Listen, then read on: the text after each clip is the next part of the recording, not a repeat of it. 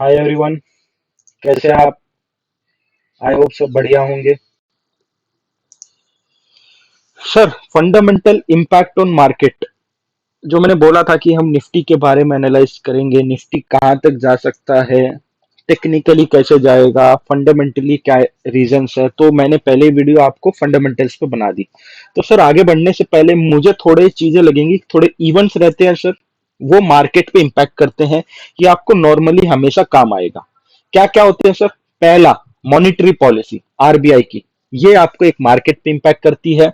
Inflation दूसरा कारण है जो आपके स्टॉक मार्केट पे इम्पैक्ट करता है। तीसरा, index of industrial production, purchasing manager index, budget और कॉर्पोरेट अर्निंग अनाउंसमेंट। इनके बारे में मैंने ज्यादा डिटेल नहीं दी। अभी हमें जो संकेत लग रहे हैं वो इन्फ्लेशन और इंटरेस्ट रेट्स पे लग रहे हैं। तो वो है क्या सर, उसके बारे में थोड़ा डिटेल बता देता हूँ, फिर मैं आगे की कहानी स्टार्ट करता हूँ।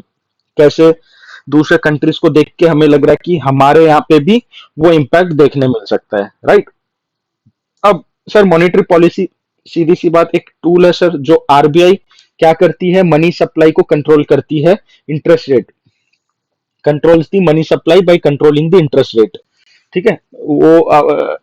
और वो कभी आप देखोगे तो इंटरेस्ट रेट्स आर हाई, अगर इंटरेस्ट रेट्स बढ़ रहे हैं तो सर सीधी सी बात, अगर कोई भी इंटरेस्ट रेट बढ़ेगा तो कोई भी कंपनी की क्या होगी, बोरोइंग का जो कॉस्ट है वो बढ़ेगा, राइट। जब बोरोइंग, वो उसको खर्चा इंटरेस्ट का ज्यादा हो रहा कंपनी को, उससे क्या हो रहा, आसानी से बोरो नहीं कर पाएगी और वो ग्रो नहीं कर पाएगी, राइट।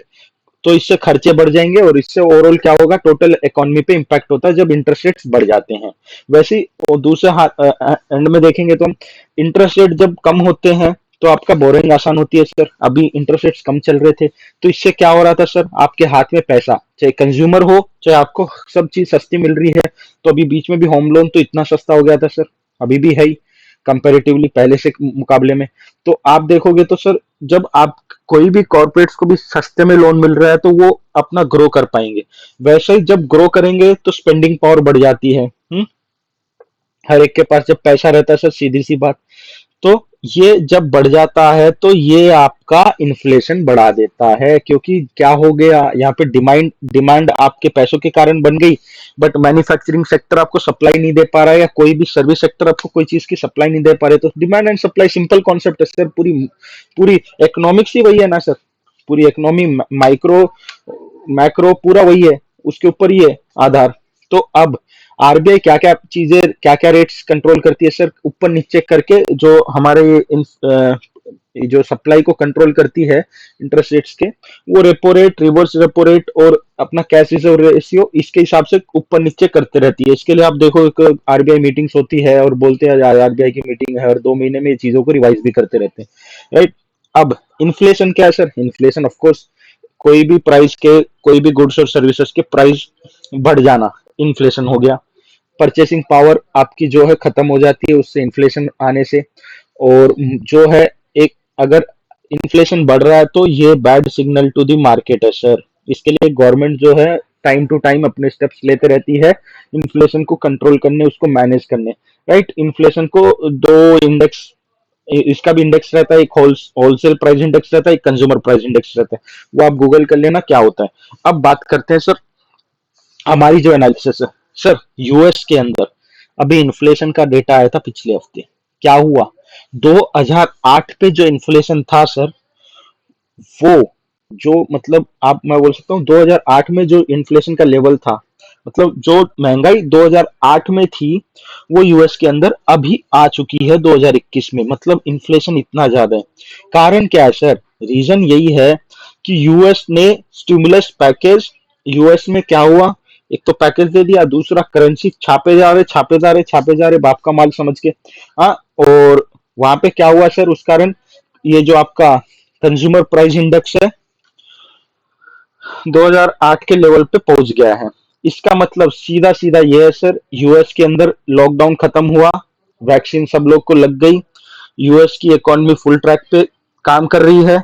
तो अब हो क्या रहा है सर, उसके कारण कंजम्पशन बढ़ रहा है, और कंजम्पशन बढ़ रहा है तो सप्लाई चेन को क्या हो गया, वो डिस्टर्ब कर दिया, उसकी वजह से इन्फ्लेशन आपका बढ़ रहा है। दूसरा, करेंसी नोट जो प्रिंट किए हैं सर, उसकी वजह से। और आप देखोगे तो अभी थोड़े बहुत आप नोटिस कर रहे हो तो फ्लाइट्स के रेट्स बढ़ा दिए, और होटल इंडस्ट्री तो वैसे ही वहीं के वहीं है, कुछ रेट ना बढ़े, उल्टा कमी हो रहे तो डिस्काउंट पे चल रही है। तो ये बहुत सारे चीजें मतलब हुआ, तो ये बहुत सारे फैक्टर है जो इम्पैक्ट कर रहे हैं, राइट। तो ये एक इनिशियल स्टेज है सर। आप देखोगे तो कोविड से इम्पैक्ट के बाहर जब एक कंट्री निकली है, उसको किस तरीके की इकोनॉमी पे इम्पैक्ट पड़ रहा है आप ये देखिए, right. Similarly, how big place think they, वो भाई बहुत ब्रॉडर प्रोस्पेक्ट से सोचते हैं सर, वो हमेशा आगे का सोचते हैं।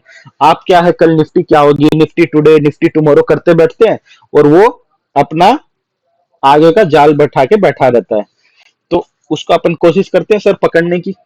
अब यूएस में इन्फ्लेशन आ रहा है, तो सीधी सी बात सर, अब हम इंडिया की बात करें तो हमारे पास क्या है सर, कंजम्पशन करने वाले लोग ज्यादा है क्योंकि अपनी पॉपुलेशन भी ज्यादा है, राइट। और हमारी जो बेसिक नीड्स है सर वो बहुत ही ज्यादा है। अगर हम कंपेयर यूएस से करेंगे तो हमारे यहाँ पे नॉर्मल बेसिक नीड्स भी है, थोड़े फिर अपन मिडिल क्लास, हायर क्लास, ये सब डिवीजन है। और हमारी जो इनकम ग्रुप है सर, यूएस के इनकम ग्रुप में बहुत अंतर है। यूएस का इनकम का ग्रुप अलग है, अपना कंपैरिजन में बहुत अलग है, राइट। तो जब भी अपनी इकोनॉमी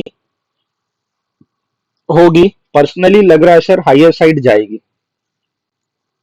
और इंडिया में जो इन्फ्लेशन रेट्स होते हैं सर, आप अगर गौर करते हो तो अगर दूसरे डेवलप कंट्री से कंपेयर करोगे तो अपने बहुत ज्यादा होते हैं। तो अगर इंडिया इन्फ्लेशन की चपेट में आ गया, और जिसके मुझे लग रहा आने के चांसेस है सर, बड़े प्लेयर सर 2 से 3 महीने आगे, 6 महीने आगे की सोचते हैं, वो अभी से जर्ज कर लेते हैं, या जर्ज कर चुके भी होंगे, किसे पता। तो यूएस को भी ज्यादा ना फर्क पड़ेगा सर इन्फ्लेशन से, जितना हमें पड़ेगा, ये याद रखना। इन्फ्लेशन अगर इंडिया में हिट हुआ सर, बहुत ज्यादा नोच के खाने वाला है। रीजन क्या है सर, अगर स्टॉक मार्केट में जो बूम हो रहा है सर, वो इंटरेस्ट रेट्स कम होने से, और हमें जो डेवलपमेंट के लिए पैसे चाहिए, क्रेडिट एक्सपेंशन के लिए चाहिए, तो रेट ऑफ इंटरेस्ट हमारे हायर साइड पे जाएंगे। तो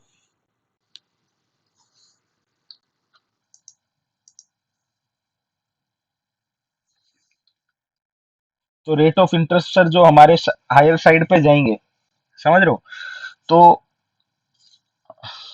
वो हमारी क्या होगा, आप देखोगे तो उससे हमारे इकोनॉमी पे इम्पैक्ट करेगा। लेकिन इन्फ्लेशन तो सप्लाई के साइड से भी आएगा, क्योंकि करेंसी की सप्लाई भी हमारे कंट्री में बहुत ज्यादा है। एक बार सर वैक्सीनेशन, ये अपना जो प्रोसेस चल रहा है ये खत्म होने दीजिए, इकोनॉमी दोबारा से एक बार रीओपन होकर ट्रैक पे आने दीजिए।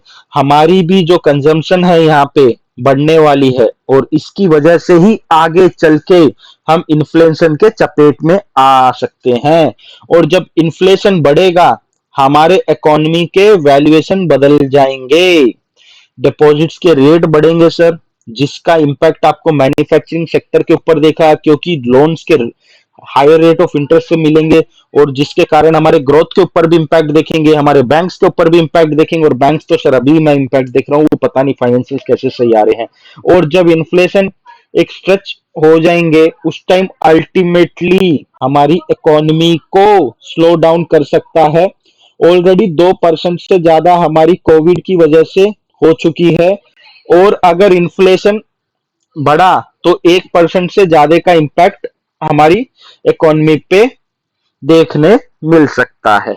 सर अब और एक हाईलाइट देखो, इन्फ्लेशन कितने एंगल से हिट हो रहा है। एक तो हमने ये बता दिया, दूसरा आप एंगल देखोगे तो अभी हम ये अपना ब्रेंट क्रूड ऑयल लगाया हुआ है सर मैंने, और हम इसको देखेंगे तो जो प्राइस चल रहा है सर अभी अराउंड $73.7 और 74 के करीब, आज ऑलमोस्ट टच भी किया था, मैंने देखा था तब तो 74 टच कर दिया था सर इसने आज। तो ये चार्ट्स पे देखोगे तो टेक्निकली बहुत स्ट्रांग चल रहा है। और सर अभी इसका इमीडिएट पावरफुल रेसिस्टेंस जो मुझे लग रहा है वो $76-78 के लग रहे हैं सर। अब ये मंथ एंड तक अगर ऐसे ही पेस में अगर तेल के भाव बढ़ते गए, तो मुझे लग रहा है ये $76-78 तक पहुंच जाएंगे। और अगर ये 76-78 तक पहुंच गए तो सर इंडिया में इसका इन्फ्लेशन पे जो इम्पैक्ट पड़ेगा, इम्पैक्ट जो होगा सर वो 1% से ज्यादा मिनिमम होगा, मिनिमम 1% से ज्यादा इस चीज का इम्पैक्ट करेगी। करेगा तो करेगा सर, जब इस पे अगर इन्फ्लेशन पे 1% से ज्यादा हो रहा तो आपको इंटरेस्ट पे भी, रेट ऑफ इंटरेस्ट पे भी 1% से ज्यादा होगा। और जब इफेक्टिव रेट ऑफ इंटरेस्ट ऊपर की तरफ चले जाएगा, जब बढ़ेगा सर, वो स्टॉक मार्केट पे नेगेटिव इम्पैक्ट डालता है और करेक्शन आने के चांसेस बढ़ जाते हैं, क्योंकि इन्फ्लेशन की वजह से जो अर्निंग पे इंपैक्ट पड़ता है कंपनियों के, और दूसरा मार्केट के जो कैपिटलाइजेशन रेट है सर वो बढ़ जाते हैं। इससे इंटरेस्ट के माध्यम से रेट ऑफ अर्निंग मार्केट की डिटरमाइन होती है। यानी कि रेट ऑफ अर्निंग जो स्टॉक मार्केट की डिटरमाइन होती है, अगर रेट ऑफ इंटरेस्ट ऊपर की तरफ आते हैं तो स्टॉक मार्केट एंटिसिपेट करता है सर, और वैसे ही वो ज्यादा हो जाता है, और सर उसके कारण कंपनियों की अर्निंग घटते जाती है। और जो वेटेड, और जो इसकी वजह से जो weighted average cost of capital है सर, वो जो रेट है वो बढ़ जाता है, और जिसकी वजह से स्टॉक मार्केट में वैल्यूएशंस नीचे की तरफ आ जाते हैं। ये था सर फंडामेंटली एनालिसिस मेरा। अब सर हम टेक्निकल एनालिसिस में आपको इसका पार्ट 2 में दे दूंगा। अभी फंडामेंटली क्या लग रहा है मुझे, दूसरा सर अभी एडवाइस एक है सर, चाहे मेरा पेड हो, नॉन पेड हो, या जो भी हो सर, आप मेरे मेंबर हो या मेरे से कनेक्टेड हो, बस बात खत्म। सर वैल्यूएशंस तकरीबन स्ट्रेच हो गए हैं, धीरे धीरे पोजीशंस अपना, मैं ये कहता हूं सर आने वाला 2-3 महीना मैक्स रहेगा, निफ्टी का एक टॉप बनेगा। टॉप पता नहीं सर, 16,000 भी बना सकते हैं, 16,500 भी बना सकते हैं, 16,800 भी बना सकते हैं, 17,000 तो नहीं जाएगा, ये तो 100% है। चाहे कोई बड़ा से बड़ा यूट्यूबर बोल लो, आपको कोई भी बड़ा बोल लो, उतना नहीं खींचेंगे मार्केट को जितना वो टॉप बना सर। आपको वहां से 15 से 20% मेजर करेक्शन जो बोलते हैं ना सर, 15% तक की वहां से देखने मिल सकती है निफ्टी में। और जब ये एक बार टॉप लग गया ना सर, आने वाला 6 महीने से 9 महीना भूल जाओ, वो टॉप वापस टच कर पाएगा, निफ्टी नहीं छू पाएगा। अभी तो 1 महीने में आपकी हालत टाइट हो गई थी कि गिरेगी चढ़ेगी, अब जो टॉप लगेगा सर उसके बाद मुश्किल है। ये मेरे एंड से क्लियर मैसेज है। तो आप धीरे धीरे, आप कौन से सेक्टर्स में शिफ्ट हो जाओ, डिफेंसिव सेक्टर्स। और डिफेंसिव सेक्टर्स होते क्या सर, 3 ही तो बोलते हैं, हर कोई बोलता है, मैं क्या बोलूंगा उसमें, फार्मा, आईटी, एफएमसीजी। धीरे धीरे अपना शिफ्टिंग शुरू कर लो। और बड़े प्लेयर सर बहुत होशियार है, उनको क्या ये चीजें पता नहीं होगी, उनको पता है सर। वो टाइम पे आएंगे, आपको एक लॉलीपॉप देंगे टॉप के लेवल पे, आप वो लॉलीपॉप चूसते रहोगे और वो अपना काम करके निकल जाएंगे। सर वीडियो को देखने के लिए धन्यवाद। ये था फंडामेंटल एनालिसिस, कैसा लगा कमेंट सेक्शन में जरूर बताना सर। Thank you. और ठीक है सर, सब्सक्राइबर बढ़ाओ सर, थोड़े बहुत 500 तो करो यार, यूटर्न स्ट्रेटेजी देना है मुझे तुम लोग को। अब हो गई, थैंक यू, क्लोज।